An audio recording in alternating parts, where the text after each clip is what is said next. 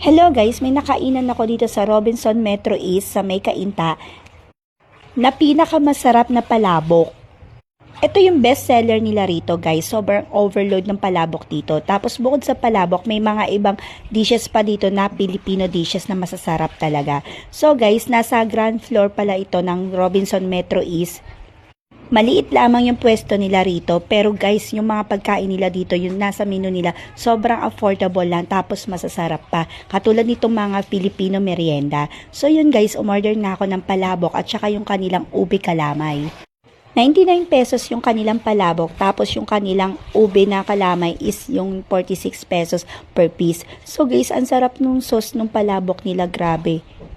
Sobrang saucy talaga. Tapos yung kanilang kalamay guys, ito yung sakto lang siya sa tamis, hindi siya nakakaumay, sobrang sarap niya, kaya i-try nyo rin dito. So yun guys, umorder din ako ng honey calamansi nila, pang refreshing. So yun guys, try nyo na rin dito sa Robinson Metro East.